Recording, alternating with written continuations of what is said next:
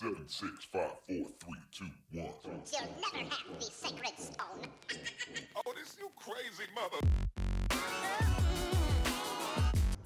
Hi, my name is Blair, and this is my channel, The Blair Book Project. Welcome back if you've been here before, and hello if you're new. Today we are going to be doing something super exciting. This is a new series on my channel that I'm really excited to bring to you guys, because if you've watched my channel for any length of time, you know that I am a fashion designer by trade, and I wanted to bring my two loves together, fashion design and books.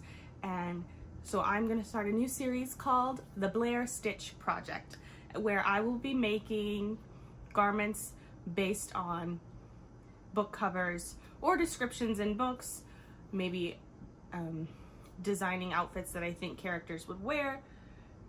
It's gonna be a wide array of things. And if you like this kind of comment, go ahead and give me a like on this video and subscribe if you haven't already.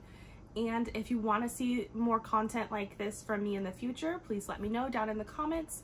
And also let me know if there's any books that you want me to do an outfit based on the cover, or if you want me to make an outfit based on a character. I really want to make sure that this series continues, because I had a lot of fun making this video, and I really hope that you have a good time watching it. I decided to go with Mexican Gothic because I have a wedding coming up that I wanted to wear this dress to, and I just thought that the dress was so beautiful and so timeless, and something that I really would love to own in my own closet. I love Sylvia Moreno-Garcia. I think that she is an exquisite writer. She writes female characters just phenomenally. I really think that if you haven't read any of her books, that you should definitely give them a try.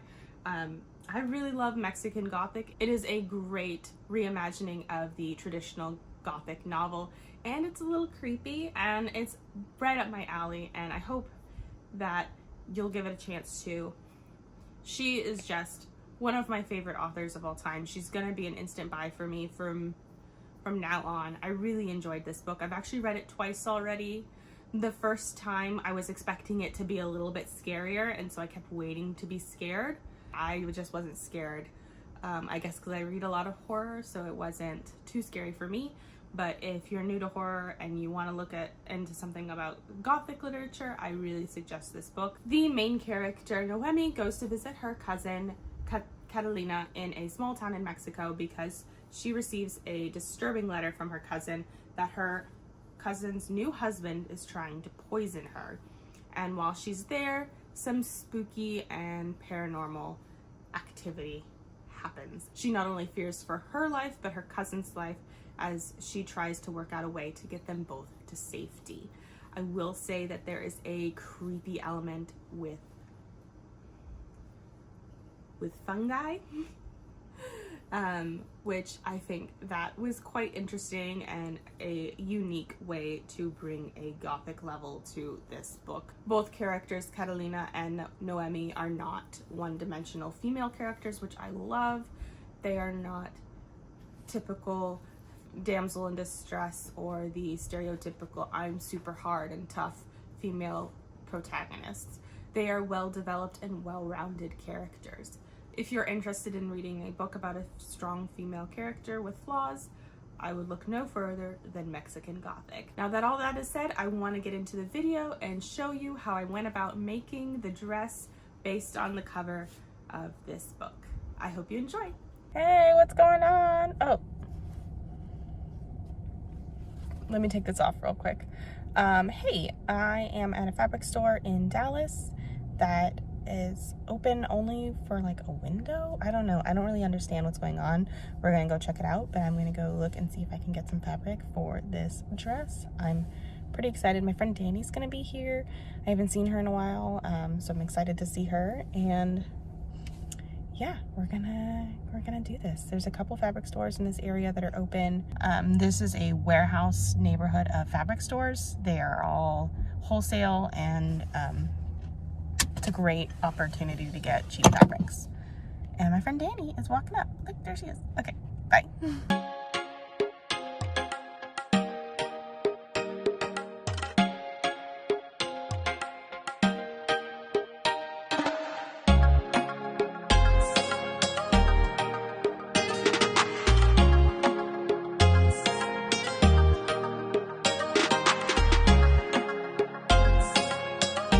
Okay, to start pattern making, we need to first trace our block to make sure that everything lines up properly, and then we are going to take our ruler and measure in the side seam 1/2 inch down and 1/2 inch in, and we are going to take our compass and draw a circle that matches our bust and continue the dart line from the top to the point of the bust and trace along the compass circle to make sure that we take out enough so that it will conform to the bust. Then we're going to cut it out, and because this is probably still a little bumpy, we are going to then trace it again just to make sure that we make the line as curved and as seamless as possible so we don't get a weird bumpy part on our breasts. Then you need to mark the center fold and do the same thing on this front side piece. Just to make sure that everything lines up, make sure to mark at the top and bottom of your bust where those circle lines match, and then add 1/2 inch seam allowance everywhere except for the center front because you're going to cut that on the fold and you don't want to make it bigger than it needs to be. Then we're going to cut out the back part, and we're going to do the same thing where we bring it in 1/2 inch and down 1/2 inch, and then we are going to extend the center back a full inch just to add the ease back into the body. Then we are going to straighten out the top just to make sure that it doesn't get pokey. We don't want any weird pokes. Then we're going to go back and add in the seam allowance, 1/2 inch everywhere. Since this is the center back and there will be a zipper, you want to add the seam allowance to the center back as well, and then cut out your pattern pieces. Okay, we're making sure everything lines up, and now we are starting on the skirt part of this pattern. I am taking my skirt pattern piece and I am doing a technique called slash and spread, where I slash all the way from the top of the dart to the hem of the skirt and spreading it out so I have a nice even flare to my skirt and making an A-line shape instead of a straight shape. I'm adding 2 inches to my pleat depth. I wish that I had added more because I did not get the pleat depth that I would have liked. So I recommend making sure that you do a muslin or a mock-up just so that you can make sure that you get the right depth that you want and the right amount of fullness. I'm doing this now to the back part of the dress just to get the flare even to the front and the back. And then I'm going to go back in and add the seam allowance and cut out my pattern pieces.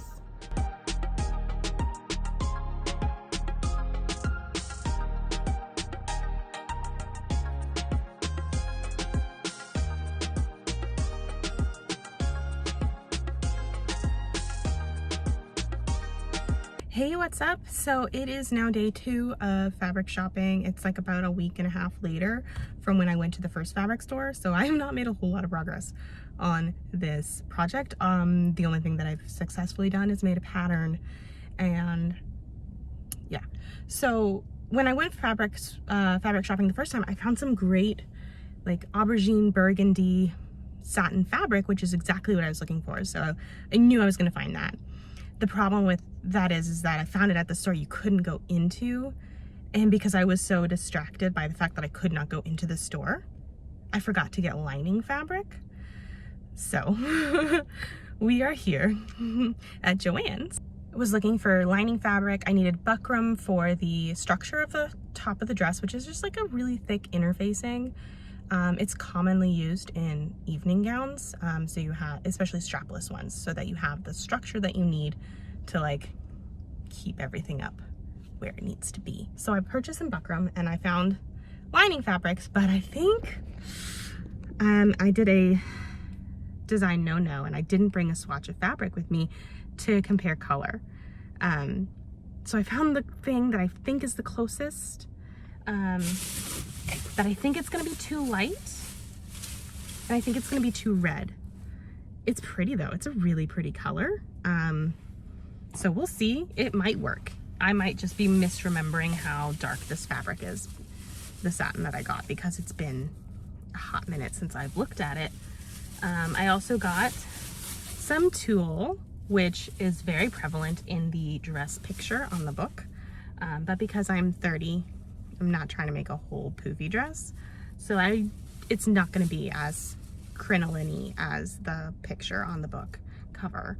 I'll just put like a picture of that so you can see how crinoline-y the actual book cover is. So which is very, very commonplace for when this book is set in the 50s. But it is 2020. I also bought boning while I was at Joann's. Boning is also really important to get a dress to stay up and give you the structure that you want. It's not actual bone. It used to be back in the day, but it is now plastic. You can actually sew through this because it's got little holes. Can you see? You can kind of see. Yeah, there you go. You can kind of see there's little holes. It's not like one sheet of plastic. So this will help give the dress structure, and that will be attached to the buckram so that the lining and the outside of the bodice don't have to deal with this. Didn't bring a tripod or anything to hold my phone, so I'm using my hands and it's a pain. So, you know, I'm a great creator of videos. Okay, so we are home. Here's all my patterns, and we're gonna test. Everything's falling. Okay, got everything out of the way. So we're gonna test the color now. I'm very excited. Okay, so it's not as purple as I remember it being. This is my lace that I got at the store that I'm gonna put up on the bust. And then here's the satin fabric. It's really shiny and pretty. Let's see. Okay, I'm really excited. Okay! It's actually really close. Okay, so I'm trying to get natural light. You can kind of see it. It's a little bit redder, but it's really, really close. It's like way closer than I thought it was ever gonna be. So yay! Hey, so today is Saturday, and I'm gonna start cutting out all the fabric and sewing it together and making my dress. Hopefully I can get through the whole dress today. Okay, so we're gonna start by laying out our fabric straight, making sure that these selvages line up and that the fabric is on grain. My fabric was really wrinkly, so I am ironing it. I recommend using a ironing board, but I don't actually have a large ironing board, so we're using the floor. Next, I'm going to line up the skirt pattern pieces. This one is the center front, so I'm lining it up on the fold and I'm cutting out my fabric. I really wish I had used my rotary cutter for this because the fabric is very slippery, so I had to keep moving the fabric clips just to keep them in place. But overall, you can use your scissors if you don't have a rotary cutter, but I have one, so I brought out my mat. And for the bodice pieces, I use my rotary cutter to cut out my bodice pieces because they are smaller and it's easier to use a rotary cutter.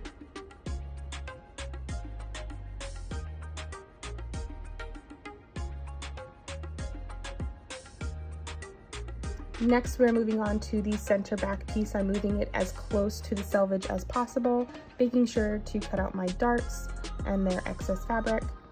I like to use as much of the fabric as possible without leaving a whole lot of scraps, but sometimes scraps are unavoidable. So for this one, I did use my rotary cutter and I just moved my pattern piece around and it kind of worked better than the scissors. Then I cut out my waistband and now I'm using my rotary cutter to cut out the buckram part of the bodice, just to make sure that it is the right shape and size for the bodice of the dress.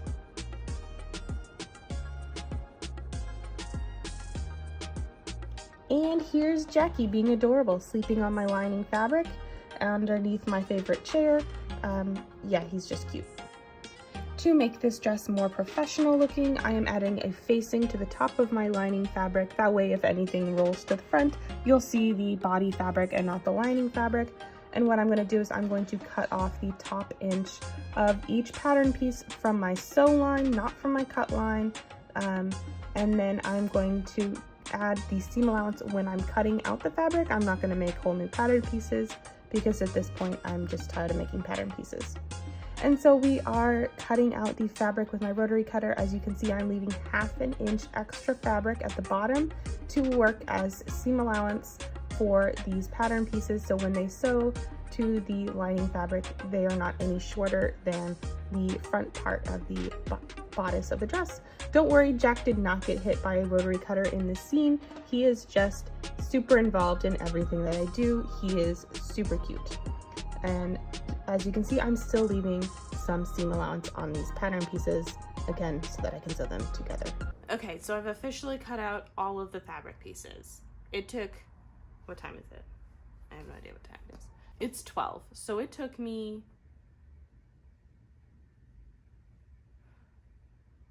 math is hard. 2.5 hours. No. About 2 hours to cut out all this stuff. Jack Meister got in the way a lot. He really wanted to be a part of this experience with me, but he's a good boy. He mostly stays off to the side, so I'm not mad at him. I'm now going to have a break and eat some lunch, and then we're gonna get right back into it, and I'm going to sew. Okay, so we are starting to sew now. I am starting with my buckram just because it doesn't move around a lot and it's the easiest thing to sew. And then I'm going to move on to my lining pieces once I've sewn all of these together. We are sewing the lining pieces to the facing pieces just so that we have the whole piece together, and then I will sew them together to create the inside bodice of the dress. Now that all the facings are sewn to the lining fabrics, I am sewing the lining fabrics together to make the whole inner bodice part of the dress. Now I am adding the pleats to the skirt, and I'm going to stitch those down so that they stay in place.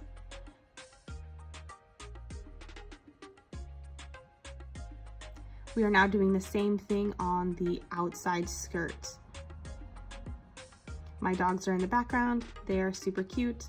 Keep an eye on them if you can throughout the video, or just rewatch the video so you can see them being adorable while you watch me sew. Now I'm sewing up the side seams of the skirt and taking out all the pins, and now I'm sewing the bodice piece to the skirt piece, and we actually have now the outside of the dress.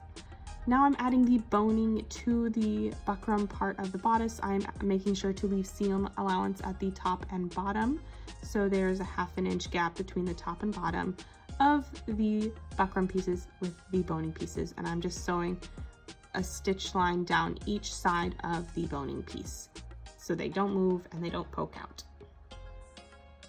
Having a little trouble with the bust curves, that's normal because it's not straight. I thought I was filming, but I wasn't, and so here is what it looks like once you've gathered fabric. Once you've gathered the tulle, I will end up gathering it a little bit more so that it fits on my skirt lining. I am attaching that now, and I will stitch it down so that it stays in place.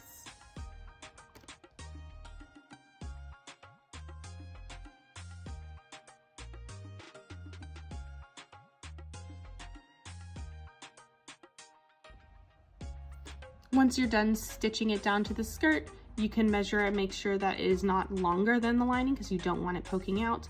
And I am folding it up 18 inches and I am pinning it in place, and I'm going to stitch that down to give it an extra layer of tulle near the hem of the skirt.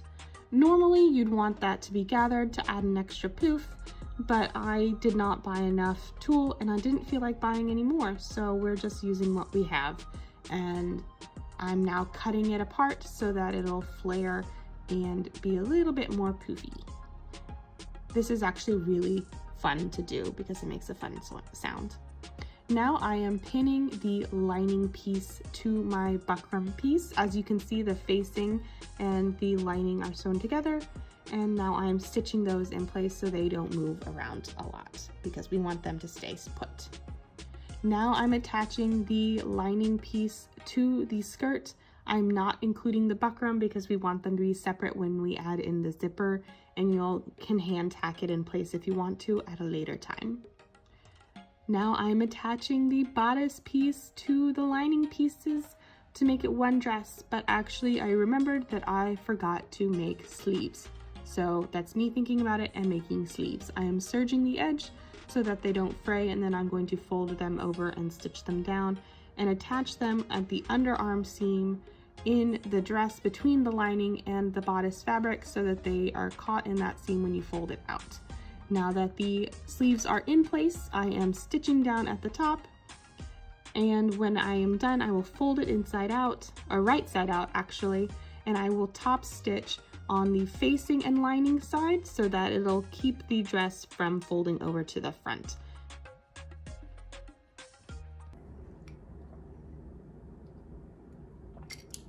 Hi. So it is now the next weekend.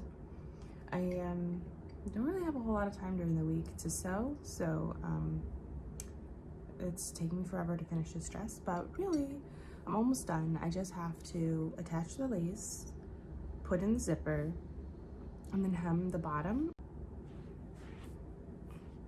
Okay, so this is where we are. I'm just gonna move her. Okay, so I've put on the lace. No barking. No barking.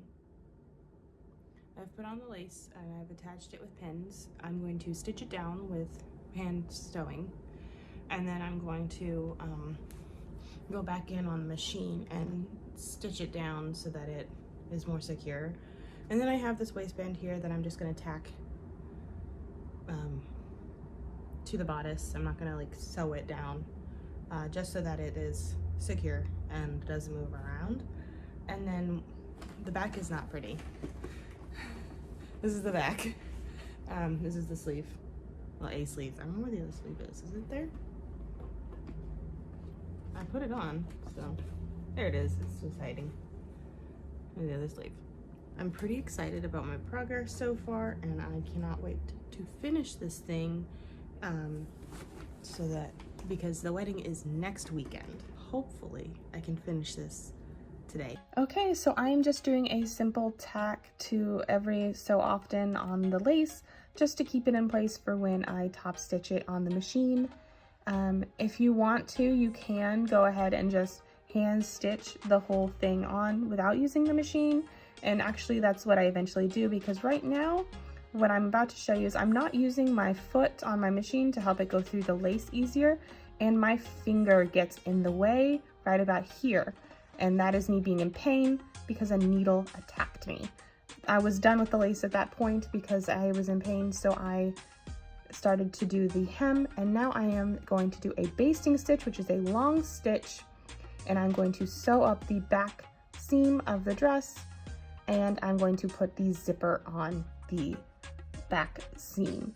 What you're going to do is you're going to sew up and down either side of the zipper, making a little kind of like French doors for your zipper, but with fabric. And then you will seam rip open the basting stitch. Make sure you're doing this with a regular stitch length. The basting stitch was only for the back seam, so it's easier to rip out. And that's what I'm doing now. It's very satisfying. I wish I had filmed this in regular motion because it was so cool. Then you are going to sew the lining to the zipper as well, just so that you have a nice clean finish. And then you're done. And here's the reveal.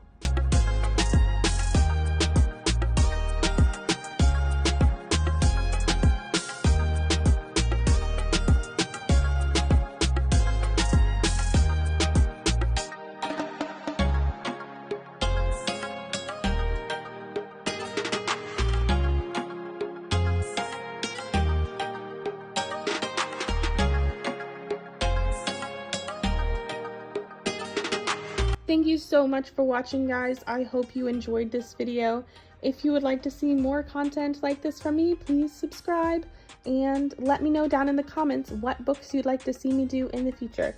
I hope y'all have a great day. I love all your beautiful faces. Goodbye.